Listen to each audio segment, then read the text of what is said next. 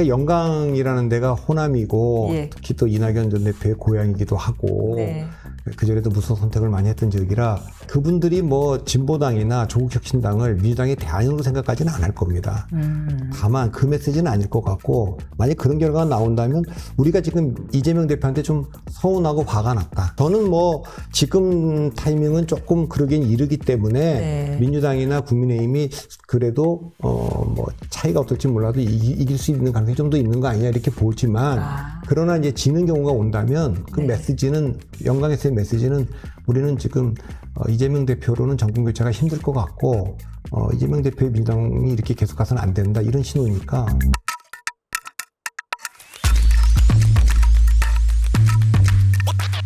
지금 국민의힘 10월 위기설, 민주 11월 사법 리스크 분수령이 우리 두 번째 토크 이야기입니다.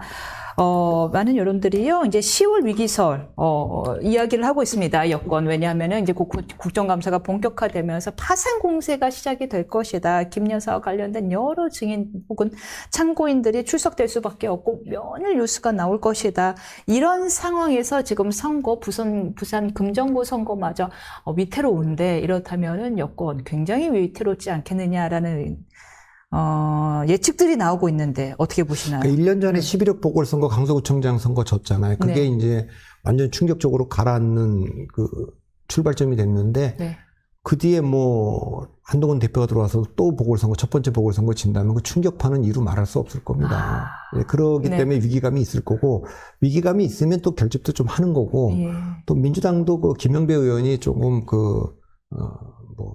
적절치 못한 발언 이런 것도 사과를 있어요. 했습니다. 예, 그런 것도 네. 있고 부산에서 지난번에 이제 국민의힘의 공세는 아니 이재명 대표가 다쳤을 때 부산병원에 있지 않고 서울로 가지 않았냐 뭐 이런 것도 있고 그래서 일단 뭐 이거는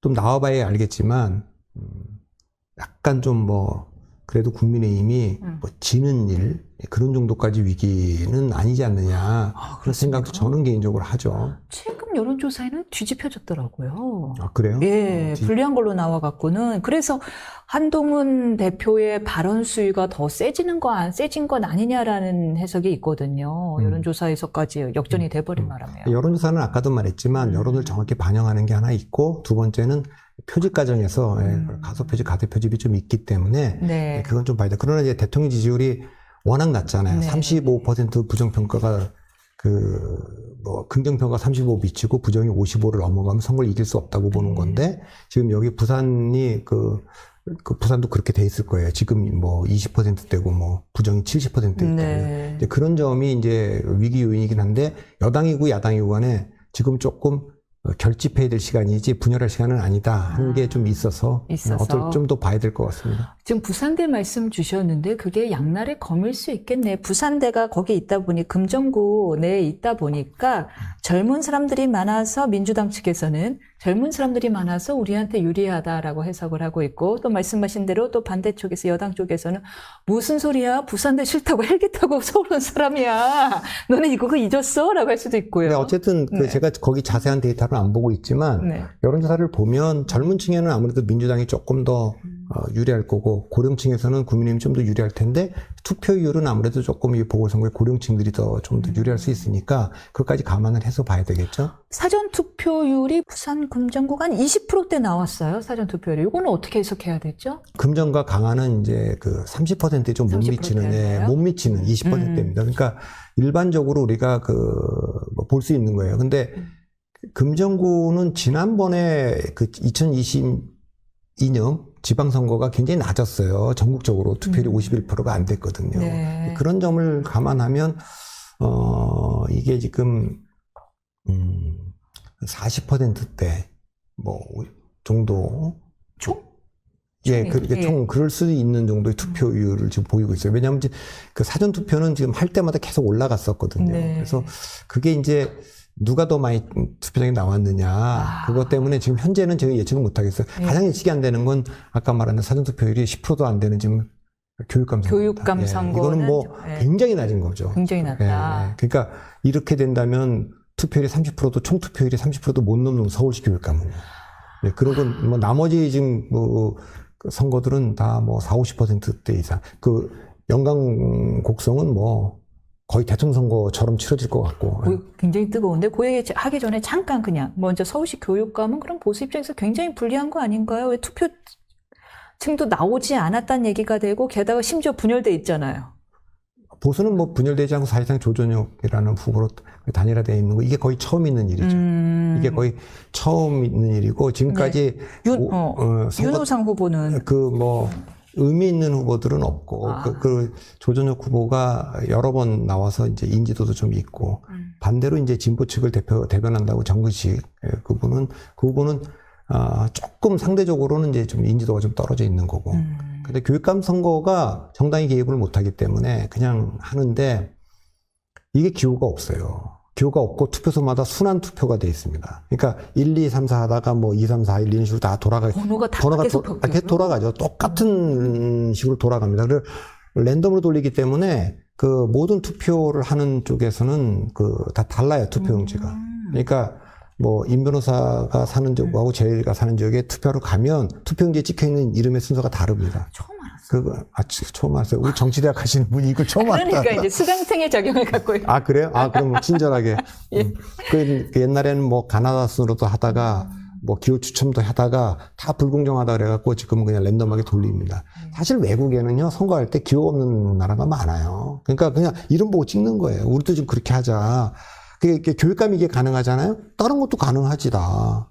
번거롭게만 할 뿐이지. 그래서 1번, 2번 보고 무조건 찍는 분들이 있는데, 이제 그런 거는. 그래서. 이름이 비슷한 분들이 있단 말이에요. 예컨대 예를 들어, 정근식 후보잖아요. 근데 나오진 않으셨으나, 국민의힘에 김근식 후보가 나왔다고 치자고요. 얼마나 헷갈리겠어요. 번호로 구별해야죠. 그 진녀석까지 갔다 오신 분이 왜 그래요? 내가 이제 뼛속까지 사람이 조금 약간 기본적으로 변화를 이렇게 좋아하질 않나 봐요. 짝대기도 거놓고 막 이렇게 그림도 그려놓고 막 이렇게. 사진도 봐가야죠. 근데 그런 거가 1번, 2번 착각해서 찍는 표들이 실제로 그렇게 많지 않고 영향이 그렇게 있다고 보지는 않습니다. 그래서, 이번이 아주 오랜만에 사실상 1대1 구조. 그전에 보수가 유력한 후보들이 여러 분 나왔거든요. 뭐 3명씩도 나오고 그래서 여기서 뭐 3명이라고 하는 건 적어도 15% 이상 얻는 후보가 많이 나왔다. 이렇게 되는 거기 때문에 이번엔 그렇지 않고 투표율이 너무 낮으면 이것도 알 수는 없습니다. 그렇다면은요, 조금 더 전에 말씀하신 대로 사전투표율이 상당히 높아서 이거는 대선에 버금간다라는 이야기를 듣고 있는 전남 영광군과 곡성군 이야기를 해볼까요? 영광군이 사전투표율이 43.. 이거는 뭐 매우 높은 거죠. 놀라실 정도로. 지금까지 나왔던 사전투표 제도가 2013년에 도입됐거든요. 도입된 이래로 가장 높은 거예요, 이게. 왜 이렇게 높은 거예요, 지금 이제? 뭐 치열한 거죠, 지금. 조국혁신당. 조국혁신당과 진보당도. 그러니까 뭐 총동원해서 지금 뭐 하고 있기 때문에 올라가고 있고. 엄청 동요하고 있나 보네요. 물론 이렇게 높으면 통상 본선 투표 때는 이미 뭐 상당 부분이 했으니까 떨어질 수 있어서 총투표를 이걸 갖고 우리가 예측은 못해요. 왜냐하면 투표는 계속 올라가고 그렇기 때문에 이게 높으면 뒤에는 낮아지는 게 당연한 거 아니겠습니까? 네. 이것도 높아졌는데 그거에 비례해갖고 본투표도 올라간다. 그러면 대통령 투표율보다 더 높겠지. 80몇 프로 넘냐? 그럼 90% 넘는 거죠. 왜냐면 본투표가 조금이라도 더 높으니까 이게 뭐 44%다. 그러면 그게 한 50%쯤 되면 94% 아닙니까? 그런 일은 잘 없죠. 할 분들이 미리 한 거지. 그래서 그래도 상당히 높을 것으로 보이고 그거는 이 치열한 선거라는 걸 보여주기 때문에 치열하다는 건 민주당 입장에서는 긴장해야 된다는 얘기인가요? 긴장을 해야 된다는 얘기인데 금정구도 마찬가지지만 긴장을 하고 위기가 오면 또 결집하는 게 선거기 때문에 또 봐야 될 것 같습니다. 그래서 어부지리로 우리는 뭐 그렇다고 조국혁신당 찍을 수 없으니까 애따 진보당 찍을란다. 대통령 민주당한테 경고도 좀 할 겸 그러나 그런다. 이런 결과도 있을 수 있기 때문에 진보당이 지금 상당히 선전하고 있죠. 상당히 선전하고 있다면 어느 정도까지? 15%는 물론이거니요. 지금은 3파전이죠, 완전. 완전 3파전. 그리고 지금 국회의원 전북 같은 데서 전주 같은 데 진보당 후보가 되기도 했었잖아요, 지난번에. 그러니까 호남에 그런 정서가 좀 있어요. 진보당이나 진보 정당을 좀 이럴 때 찍어주는 그런 게 있기 때문에 그건 좀 더 봐야 되겠습니다. 만약 그렇게 되면 조국혁신당이나 진보당의 의석 중에 의석이 아니죠. 하나라도 가져가게 될 경우에는 이게 이재명 대표가 지금 11월 심지어 선거도 앞두고 있는데요. 두 건이나 10월에 재보선에서 미리 패배한다. 11월 위기설을 조금 더 촉발시킬 수 있는 계기가 되나요? 아무래도 지면 사진을 지금 보면 민주당의 전략이라는 게 네. 약간 정치적 돌파를 시도하고 여론전에 기대고 있는 게 좀 있기 때문에 그런 면에서의 좀 타격은 좀 있겠죠. 만일 그래서 전남에서 이재명 대표를 선택하지 않았다면 어떤 이유 때문에 선택하지 않았다고 보면 되는 거예요? 그거는 제가 영광이라는 데가 호남이고, 예. 특히 또 이낙연 전 대표의 고향이기도 하고, 네. 그전에도 무소 선택을 많이 했던 지역이라, 그분들이 진보당이나 조국혁신당을 민주당의 대안으로 생각하지는 않을 겁니다. 다만 그 메시지는 아닐 것 같고, 만약 그런 결과가 나온다면, 우리가 지금 이재명 대표한테 좀 서운하고 화가 났다. 그러니까 어떤 점이? 예.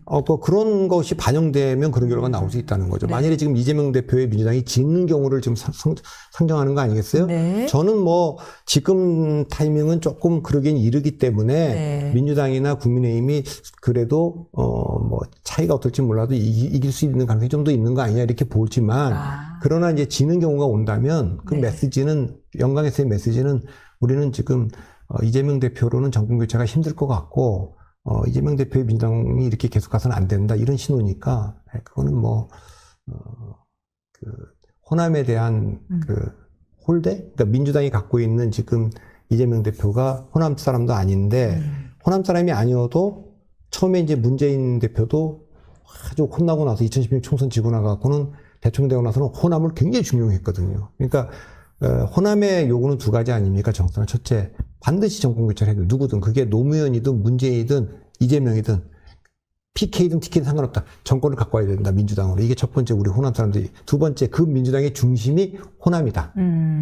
요건데 이렇게 둘 다 흔들린다면 이재명 대표는 지금 진행되는 걸로 보니까 저 정권 교체 하기도 힘들 뿐만 아니라 이 민주당은 더 이상 호남이 네, 또 홀대받고 있어. 오케이. 이런 게 반영된 결과겠죠. 만약 그렇게 나온다면. 이재명 대표의 요청으로 조국 대표가 14일인가요? 금정구 합동요새를 할 거라고 하는데요. 그건 후보 단위로 어차피 자기들이 했으니까 그건 얘기죠. 예. 지금 이 영광 선거가 너무 전남 선거가 치열한 와중에 금정구를 간다는 거는 조국 혁신당이 조국 대표가 좀 자신이 있나 봅니다. 굉장히 치열한 상황인데요, 안 지금. 갈 수 없잖아요. 그래요? 요청을 이제 그분은 붙는 거는 영광에서 지금 접전이라고 하지만 네. 그분의 정치적인 고향이랄까 그런 건 지난번 총선 때도 얼마나 공을 들였습니까? 네. PK 선거를 안 할 도리가 없죠. 안 할 본인이 도리가. 어쨌든 원했던 거는 금정구 후보를 양보받고 싶었겠죠. 네. 그런데 이제 그렇게 안 됐으니까 그 지원 조사를 안 할 도리는 없고요. 지금 네. 접전인데 여기 요새 단일화 했던 정당의 대표로서 와서 해달라고 하는데 안 갈 수는 없죠.